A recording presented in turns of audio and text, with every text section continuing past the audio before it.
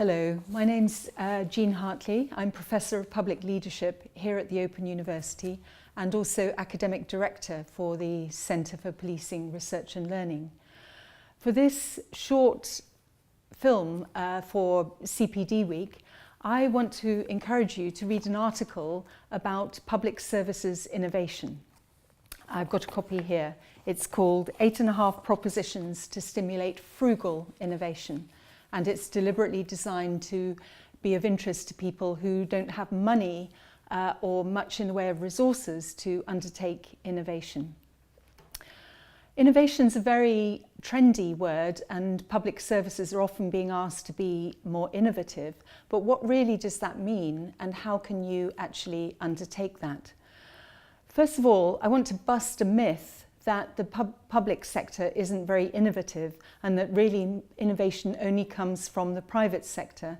We've got lots of evidence that that isn't true, and one only needs to think about the internet or my own university, the Open University, or some of the information technologies like touchscreen technology to realise that actually the public sector is highly innovative. Having said that, there are differences between public organisations in how innovative they are, and that's what I want to unpack a little bit now. First of all, what do we mean by innovation? It's not just about creativity or having new ideas, but it's actually about implementing new practices in organisational and service settings. And innovation is different from improvement in that it's actually about a step change, actually doing things differently rather than doing the same thing slightly better. So often it involves a change in mindset or a different approach to service or service delivery.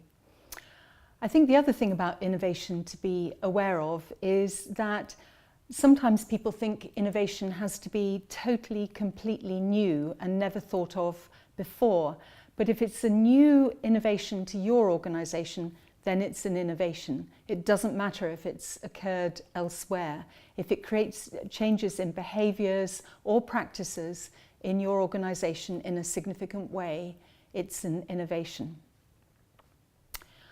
Now, there are many elements of creating innovation, and I want to just focus on one element here, which is about harvesting ideas from other organisations and from citizens and from society more generally. I think the traditional idea of innovation was that you had to have people who were very bright, very brainy, very creative, with lots of resources, working in a policy unit or running lots of workshops and eventually coming up with these amazing new ideas. But that view of innovation has changed very considerably, and my research in policing and local government and the health sector shows that this change is really happening in quite a substantial way.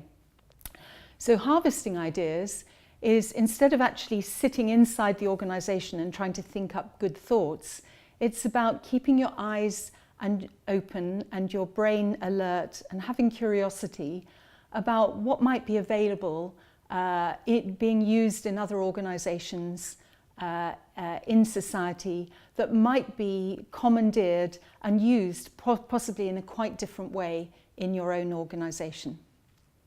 I'm going to give you one example.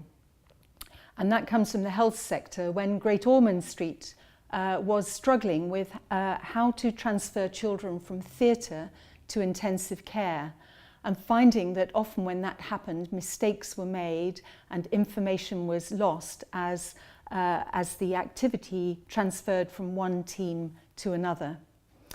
One day, a couple of doctors were watching Formula One racing on TV, and they suddenly saw an idea that they wanted to harvest and use in their own setting, and that was the pit stop.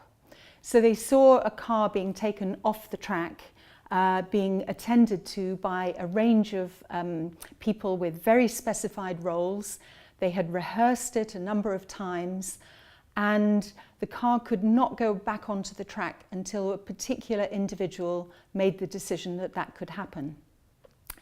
These doctors thought this could be very useful in making the transfer from theatre to intensive care, and they adapted the idea of the pit stop to their own hospital setting and started to think about how should we rehearse, what kind of roles should people be playing, who is the person who should make the decision that now sufficient information has been transferred, the patient is settled, and so on, that this transfer can happen.